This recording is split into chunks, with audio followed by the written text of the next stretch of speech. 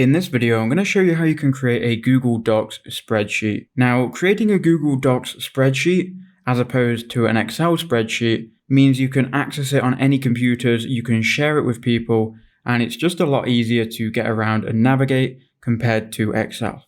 So what you want to do is you want to open up a web browser, go to Google and just type in Google Drive and it will take you here. Now you want to click on Google Drive and then click Go to Drive and that will take you inside of your Google Drive. Now this is provided you are logged into your Google account, because to use Google Sheets, you have to be logged into your account. Now, if you haven't used Google Drive before, this will be empty. And when we start to create our Google Sheets or even Google Documents or Google Sites, they're all going to appear here in our Google Drive. So you can see here, look, I've got YouTube keyword research video. This is a Google document. Here is a PDF. This is a Google Sites. Now we're going to create a Google Sheet. So go ahead and go New.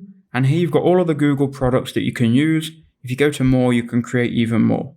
Now we're going to go ahead and go Google Sheets. So if you click on that, it will open a blank Google Sheets. Now from here, you want to go ahead and rename it. So I'm just going to call this YouTube video.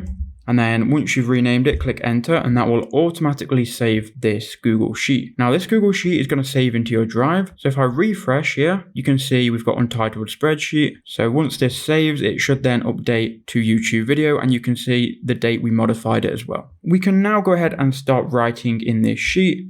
So I don't know, maybe we have data to enter. So I can put here Red Bulls. Maybe there is 15 Red Bulls. And maybe there is 20 black balls. So you can go ahead and use this like you would Excel, and you can even write in the Excel commands or the Excel sums. So I could do equals C3 plus C4. That should then add these together. So there you go.